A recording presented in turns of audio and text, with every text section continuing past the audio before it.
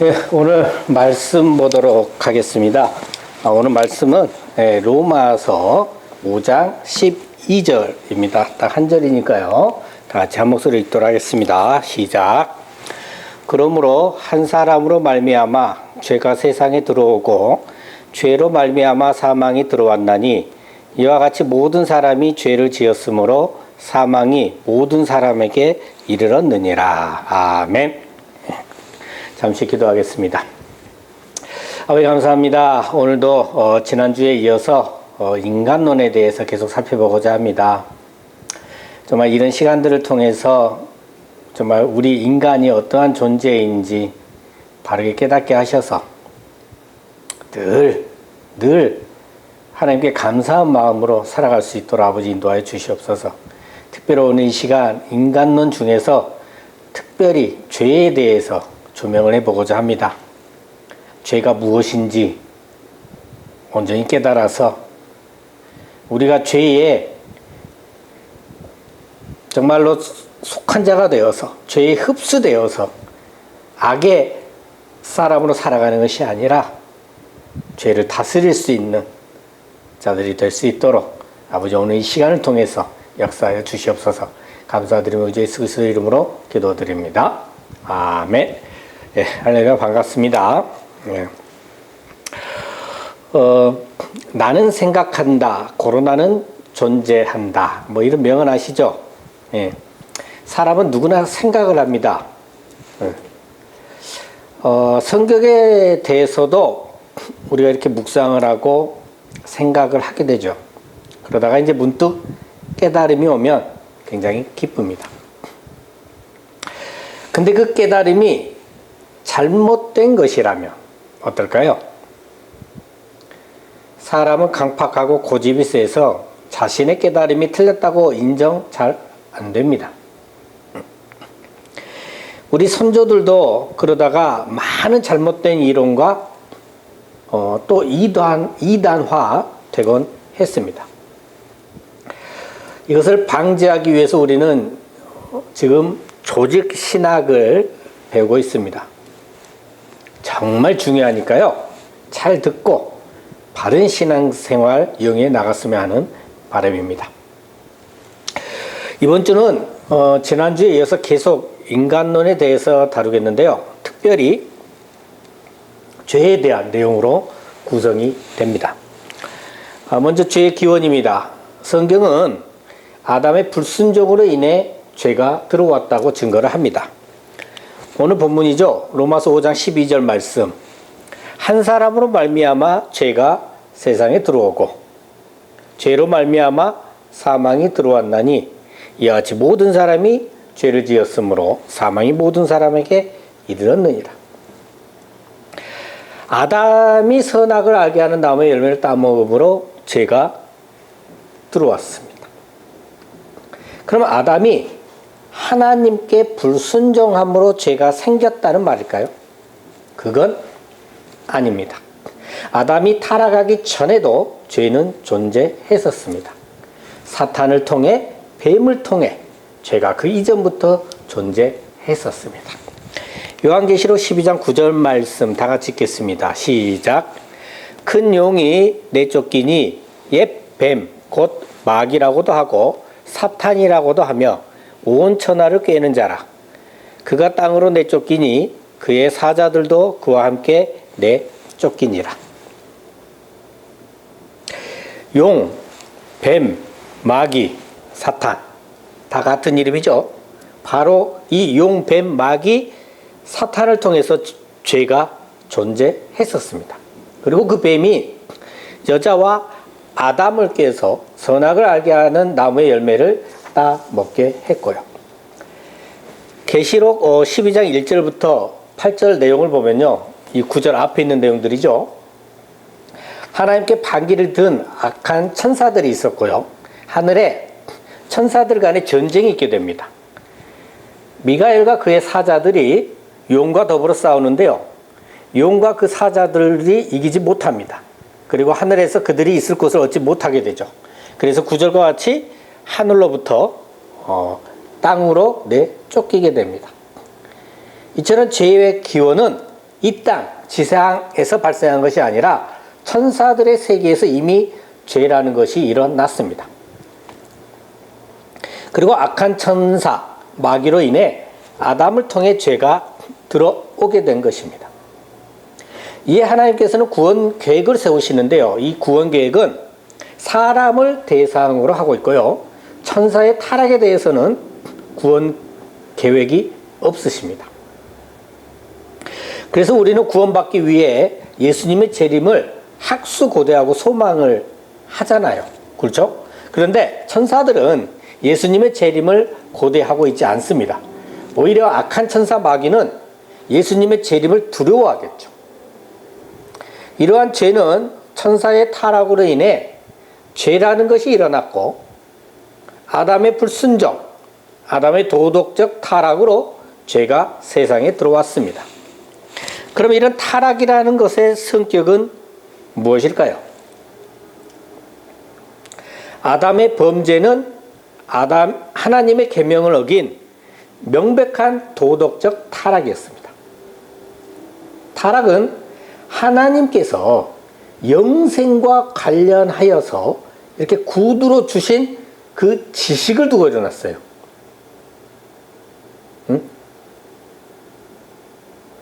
영생과는 상관이 없는 하나님을 일상적으로 드러내는 일반 계시를 두고 타락이 일어난 것이 아니고 영생과 관련한 특별 계시를 두고 타락이 일어난 겁니다.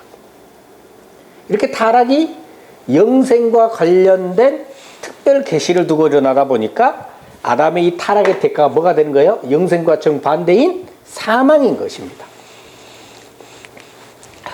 뱀은 첫 번째로 창세기 3장 1절에서요. 1절과 같이 하나님이 참으로 너희에게 동산 모든 나무의 열매를 먹지 말라 하시더냐라고 이렇게 물으면서 하나님이 주신 지식에 대해 의심을 심읍니다. 하나님께서는 선악을 알게 하는 나무의 열매를 먹지 말라 했잖아요. 그 왜 나머지 다 먹으라 했잖아요. 근데 약간 비틀어서 의심을 심어요.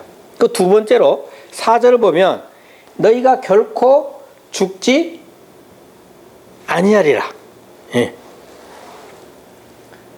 선악을 알게 하는 나무에 먹으면 너희는 죽으리라 그러셨잖아요. 근데 먹어도 죽지 않는다고 지식을 부정했습니다. 그리고 세 번째로 5절에서 먹는 날에는 하나님과 같이 되어 라면서 먹는 날에는 하나님과 같아진다고 거짓을 심었습니다. 이처럼 하나님께서 알려주신 영생과 관련된 특별 계시의 지식을 두고 의심과 부정과 거짓을 도구 삼아서 타락이 일어났고 그 결과로 인간은 하나님으로부터 멀어져 하나님의 형상이 훼손되었습니다. 그래서 인간은 하나님을 아는 지식에 큰 훼손이 발생한 것이죠. 그리고 이런 타락의 결과로 발생한 것이 뭐냐면 죄책과 죄성입니다. 죄책으로는 죽음의 결과를 맞이하게 됐고요. 죄성으로는 오염되게 됐습니다. 그래서 로마서 8장 7절과 같이 육신의 생각은 하나님과 원수가 되고 육신의 생각은 하나님의 법에 굴복하지 아니할 뿐 아니라 굴복할 수도 없게 된 것입니다. 여러분은 하루 종일 무슨 생각을 하며 사십니까? 하루 종일 착하고 선한 그런 생각만 하십니까? 저는 안 되더라고요. 저는 안 되더라고요. 여러분은 뭐 되시겠죠. 저하고 다르니까요. 시기, 질투, 미움, 더럽고 악하고 나쁜 생각, 게으르고 나태한 생각, 부끄럽고 부족한 그리고 세상적 욕망 가득한 생각들을 하셨다면 그건 타락으로 인한 죄성 때문입니다. 우리가 오염되었기 때문이죠.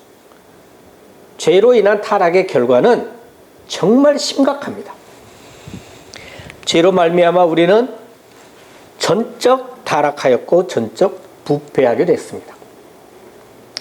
여기서 말하는 이 전적의 의미는 정도를 말하는 완전한 부패가 아닙니다. 범위를 의미하는 겁니다. 범위. 예를 들어서요.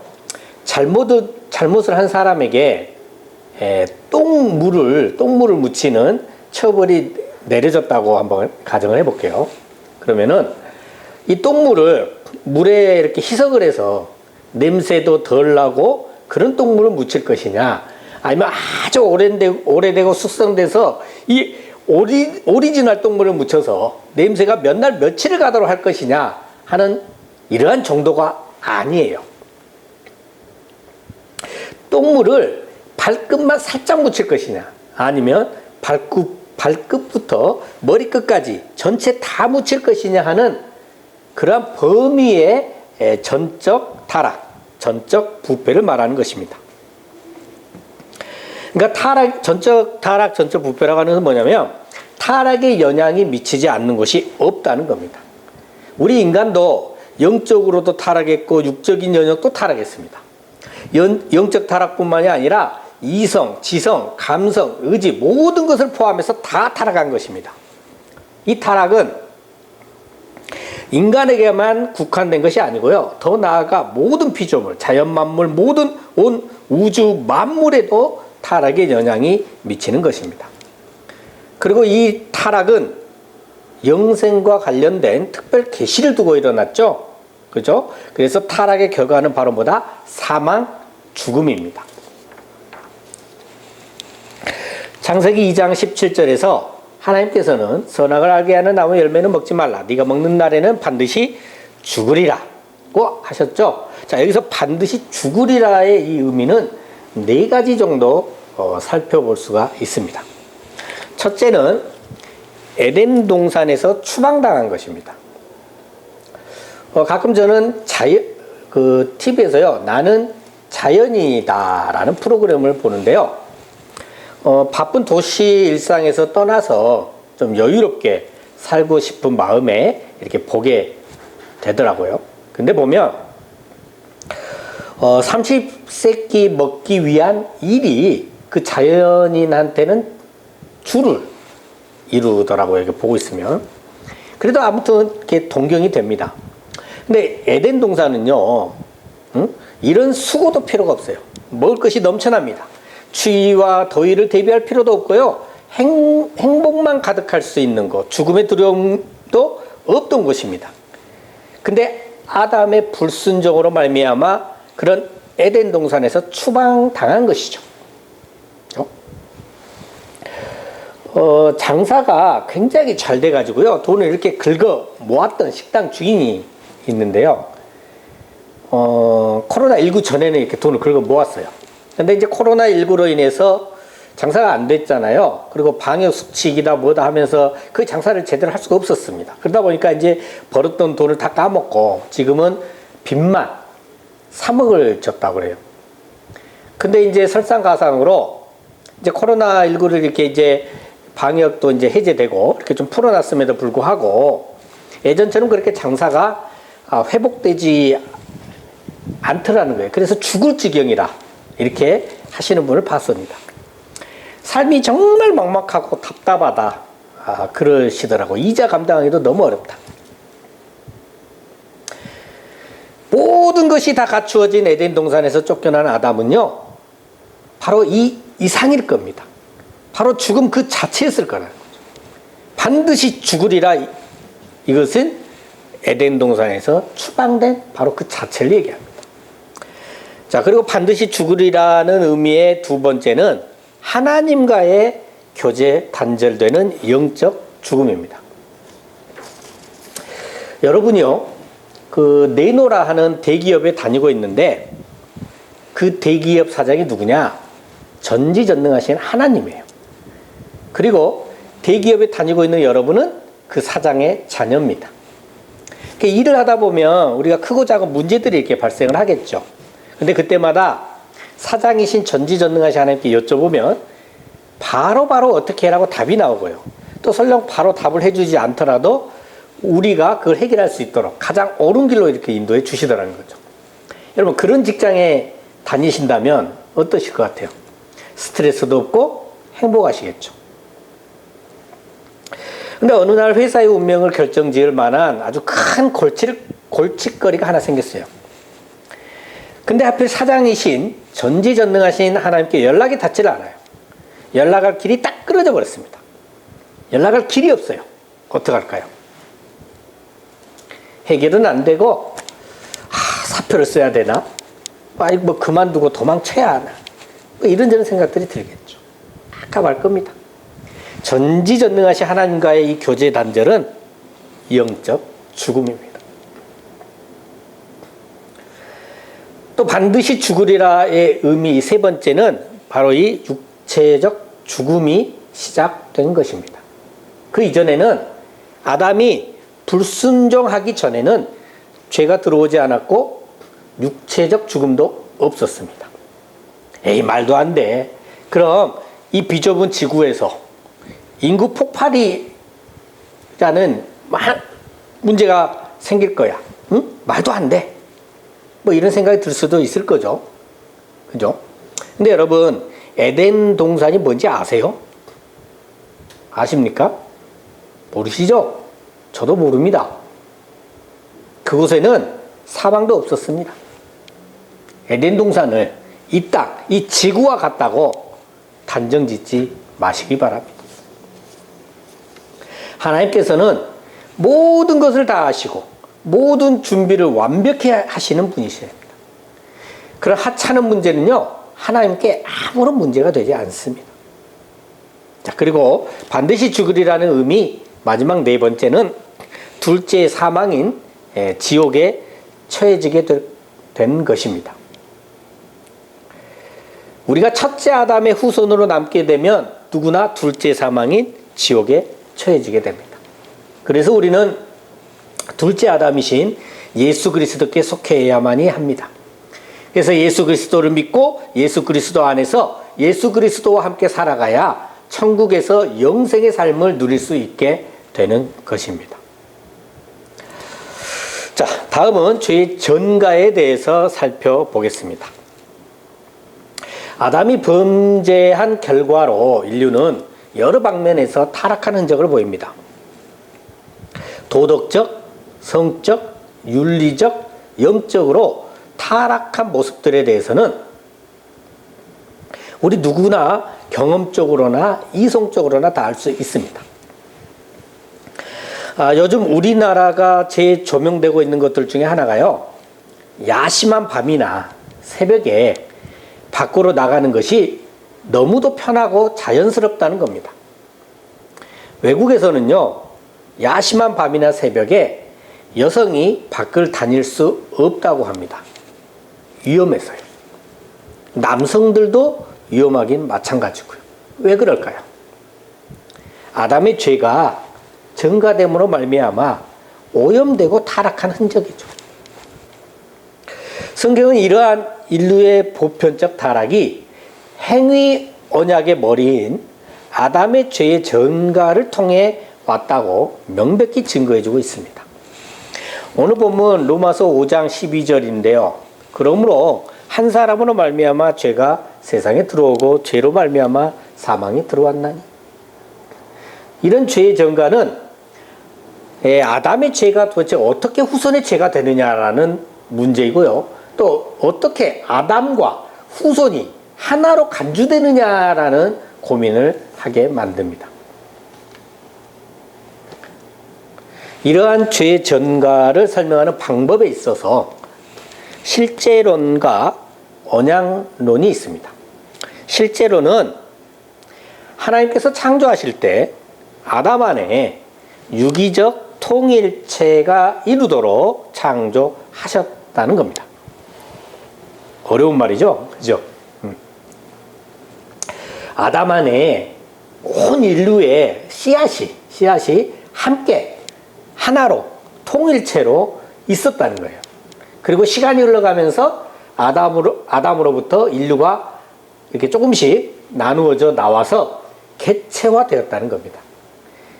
그러니까 온 인류가 씨앗으로서 아담 안에 함께 있었잖아요. 그러다 보니까 어떻게 해요? 아담이 범죄를 할 때 모든 인류가 유기적 통일체로서 함께 범죄를 한 거예요. 그래서 아담의 범죄는 실제로 모든 인류 개개인이 함께 지은 범죄가 된다는 겁니다. 언뜻 들으면요, 그럴싸해 보이기는 하죠. 그런데 이 주장은 성경을 통해서 증명할 수 없는 주장입니다. 그리고 심각한 오류가 발생하는데요. 예수 그리스도께서 우리 죄를 대신 다 치르시고 십자가에서 죽으신 후에 부활하심으로 예수 그리스도를 믿고 있는 우리는 예수님 안에서 의롭다고 칭해집니다. 그런데 우리가 예수님 안에 있어야 되잖아요. 그죠? 근데 우리가 원래부터 예수님과 함께 뭐 유기적 통일체로 함께 있었던 건 아니잖아요. 우린 태생도 어째요? 아버지 씨를 받아서 태어났어요.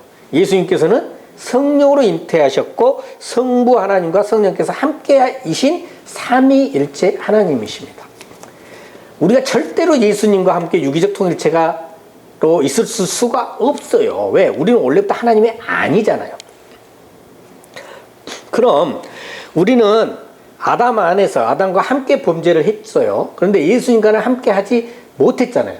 그럼 우리는 첫째 아담과는 함께해서 범죄를 했는데 예수님과는 따로 있게 돼요.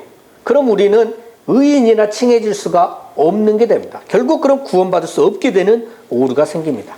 그래서 실제로는 성경으로 증명할 수 없는 성경적이지 못한 단지 이론적인 잘못된 주장일 뿐입니다. 다음으로 언약론입니다. 대표론이라고도 하는데요. 아담은 육신적으로도 자연적 시조가 맞죠. 그렇죠? 근데 언약적으로도 우리의 대표자가 됩니다. 그러니까 아담은 우리의 대표이기 때문에 아담이 지은 죄가 자연스럽게 모든 인류에게 미치게 되는 거죠. 그래서 아담의 죄는 후손들에게 죄책이 전가되고 죄성의 오염도 전가됩니다. 그래서 우리들은 죄책으로 인한 죽음에 처해지게 되고 죄성의 오염으로 인해 여러 가지 잘못을 저지르게 되는 것이죠. 이 언약론, 대표론이 성경적입니다. 그래서 둘째 아담, 마지막 아담이신 예수님께서도 우리를 대표하시어 우리의 죄값을 다 받으시고 죽으셨고 다시 부활하심으로 영생하심이 우리에게도 이루어지게 됩니다. 믿음으로 예수님 안에서 있게 된 우리는 영생을 누리게 되고 예수님께서 다 이루신 행위 언약을 통한 그 의도 우리 것이 되어서 우리를 의롭다고 칭해 주시는 것이죠. 예수님께서 우리의 죄값을 다 받으심으로 이루어진 그 하나님의 공의도 우리에게 이루어진 것이 됩니다. 하나님, 예수님 믿고 있는 우리, 이 성령의 인도하심을 받고 있는 우리 행복하지 않으세요? 기쁘지 않으십니까? 늘 감사함으로 하나님께 찬양과 영광 돌리는 삶을 살아가시기를 예수 그리스도 이름으로 축원합니다. 아멘. 좀 바쁘다 보니까 이제 자세히 설명을 좀 못하고 넘어가는 면도 있긴 합니다. 그래도 이해하실 거라고 믿고요. 자, 다음은 죄의 성질에 대해서 살펴보겠는데요. 성경이 말하는 죄의 기준점은 단 하나입니다. 성경이 말하는 죄의 기준점은 단 하나, 오직 하나님입니다. 그리고 죄도 의도 아닌 중립은 없습니다. 죄 아니면 의입니다. 그럼 죄가 무엇인가 할 때 한 3-4가지 정도 볼 수가 있는데요. 자, 하나님의 영광에 미치지 못하는 것이 죄고요. 하나님의 도덕에 미치지 못하는 것이 죄입니다. 그리고 하나님의 계명과 법을 순종치 않는 것도 죄고요. 마지막으로 그리스도를 믿지 않는 것이 죄입니다. 이것을 한마디로 표현해 보면 하나님에 대해 불순종하거나 하나님에 대해 부정하는 것이 죄입니다. 하나님께서 예수 그리스도를 통해 구원하실 것은 창세전부터 계획해 놓으셨고요. 작정해 놓으셨는데요. 이것을 거부를 하고 그리스도를 믿지 않는다? 이것이 죄인 겁니다. 자, 마지막으로 죄를 구분해 보도록 하겠습니다. 죄는 원죄, 자범죄, 용서받지 못할 죄로 나누어집니다. 원죄는 우리의 대표자인 아담의 범죄로 인해 전가받은 죄를 말합니다. 죄책으로 죽음을 전가받게 되었고요. 죄성으로 오염 가운데 태어나게 되었습니다. 그렇게 전적으로 타락하게 되었습니다. 이것은 앞에서 많이 살펴봤었죠. 자, 다음은 본죄라고도 하는 자범죄입니다. 인간이 자기 자신의 자유의지로 선택해서 짓게 되는 외적인 죄와 뇌적인 죄 모두를 포함합니다. 우리 인간의 법은 실제로 도둑질을 해야만 죄가 되죠. 근데 하나님께는 도둑질 한 것도 죄가 되지만 마음이나 생각으로 도둑질 할까 탐한 것도 모두 죄가 됩니다. 자, 마지막으로 용서받지 못할 죄가 있습니다. 이것은 성령을 거스른 죄인데요. 마태복음 12장 31절과 32절을 보겠습니다. 자, 다 같이 읽겠습니다. 시작. 그러므로 내가 너희에게 이르노니 사람에 대한 모든 죄와 모독은 사하심을 얻되 성령을 모독하는 것은 사하심을 얻지 못하겠고 또 누구든지 말로 인자를 거역하면 사하심을 얻되 누구든지 말로 성령을 거역하면 이 세상과 오는 세상에서도 사하심을 얻지 못하리라. 무섭죠? 사람에 대한 모든 죄와 모독은 사하심을 얻되 성령을 모독하는 것은 사하심을 얻지 못합니다.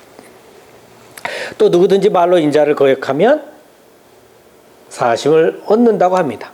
말로 예수님을 거역하는 것도 사하심을 얻는데 말로 성령을 거역하면 이 세상과 오는 세상에서도 사하심을 얻지 못합니다. 성령을 모독하거나 성령을 거역하는 것, 여러분은 하실 수 있나요?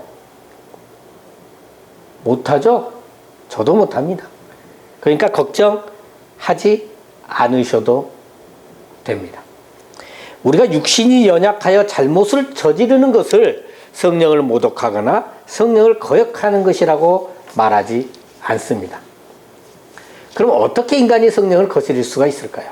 그것은 사람이 강팍해서 회개와 용서를 거부하기 때문에 그렇습니다. 회개하지 않고 하나님의 용서를 거부한다. 어차피 이런 사람도 구원받지 못하죠. 반면에 우리는 성령께서 우리 안에 함께 계시고 그 성령의 이끌림을 받아 구원받게 됩니다. 근데 알고 보면 과거에 우리도 강팍한 사람이었단 말이에요. 그럼 어떤 사람이 성령을 모독하거나 성령을 거역할까요? 하나님께로부터 믿음을 선물 받지 못한 사람입니다. 이런 사람들은 믿음이 없으니까 당연히 성령을 거스를 수밖에 없는 것입니다. 성령을 따르지 못하니 구원의 길을 걸어갈 수 없고 그런 그들은 당연히 구원받지 못하게 되는 것이죠. 물론 지금 성령 거역죄는 조금 더 깊게 나눠야 됩니다. 한 시간을 온전히 다 차지를 해야 되죠. 그래서 일단 간단히 여기까지 설명을 하고요. 자, 여러분, 구원, 영생, 너무도 쉽고 흔하게 많이 들으시죠. 그래서 이제 감흥도 없으십니까? 100번, 1000번, 10만 번을 들어도 값지고 감사한 것이 영생입니다. 하나님 나라에 들어갈 수 있는 하나님의 자녀로 택하여 주심에 감사하며 하나님 나라 확장에 목숨 거시는 저 여러분 되시길 예수 그리스도 이름으로 축원합니다. 아멘. 기도하겠습니다. 아버지 하나님, 감사합니다. 오늘은 죄에 대해서 살펴봤습니다. 우리는 부족하여 죄를 전혀 짓지 않을 수는 없습니다. 죄송하고 또 죄송합니다. 그런 우리를 사랑하시고 늘 좋은 길로 인도해 주시는 하나님 아버지, 이제 남은 인생이 남아 하나님께 바치며 하나님의 뜻을 온전히 이루는데 최선을 다할 수 있는 저희들이 될 수 있도록 인도하여 주시옵소서. 늘 감사드리며 우리 주 예수 그리스도 이름으로 기도드립니다. 아멘.